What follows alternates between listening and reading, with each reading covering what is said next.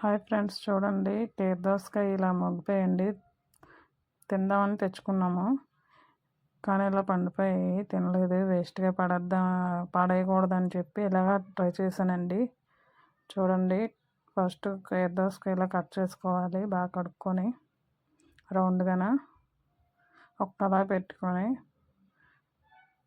అందులో ఆయిల్ పోసుకోవాలి. కొద్దిగా పచ్చడి చేద్దాం అనుకుంటున్నానండి. చూడండి, ఆయిల్ మరిగిన తర్వాత జీలకర్ర వేయాలి. టేర్ దోసకాయ చాలా మంచిది కదండి. ఈ ఎండాకాలం ఇంకా మంచిదండి. పిల్లలు సరిగ్గా తినరు కదా, ఇలా ట్రై చేయండి.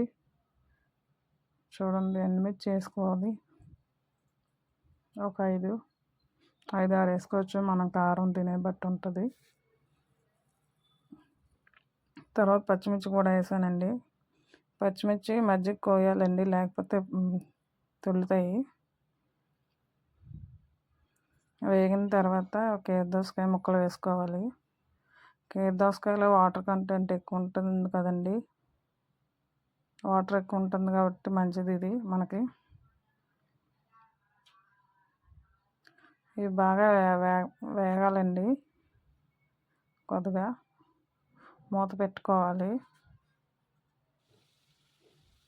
అల్లం ముక్క వేసుకున్నాను. అల్లము,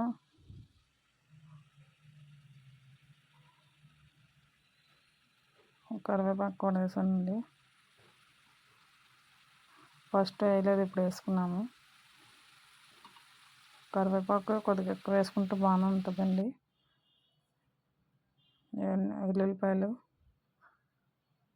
వెల్లుల్లిపాయ రెబ్బలు ఒక 5. చూడండి, బాగా వేగిన తర్వాత కలర్ కొద్ది చేంజ్ అవుతుందండి. కొద్ది దగ్గరగా కూడా అవుతుంది. మీడియం ఫ్లేమ్లో పెట్టుకొని చేయాలండి ఇది. చిన్న చింతపండు వేసుకున్నాను. కొబ్బరికాయ ముక్కలు కూడా వేసుకున్నామండి ఇందులోనే. చూడండి, కొబ్బరికాయ ముక్కలు. ఈ పచ్చడి అంటే చాలా ఇష్టం అండి మా పిల్లలకి.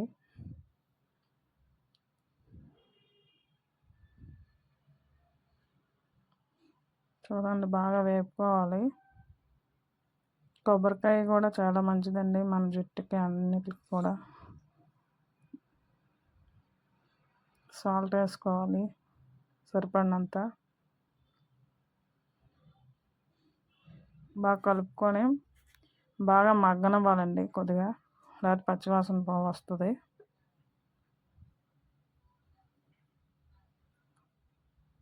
తర్వాత చల్లారిన తర్వాత ఇలాగా రుబ్బుకోవాలి, మిక్సీ చేసుకోవాలి.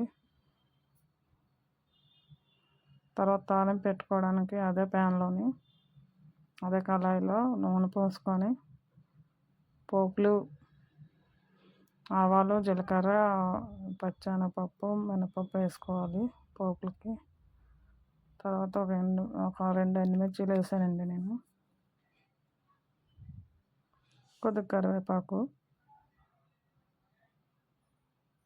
కొద్దిగా వేగిన తర్వాత నూనె వేయట్లేదండి నేను అందులోని, ఓన్లీ అవి వేసాను. ఆ పోపు దినుసులు మాత్రమే వేస్తాను. ఆయిల్ ఎక్కువ తినకూడదు కదండి, అందుకని ఆయిల్ కళాయిలో వదిలేసి ఓన్లీ పోపులే వేస్తానండి అందులోని. తాలింపు పెట్టుకుంటే బాగుంటుందండి. ఈ దోశల్లోకి, అన్నంలోకి బాగానే ఉంటుందండి. నచ్చితే లైక్ చేయండి. Thank you for watching.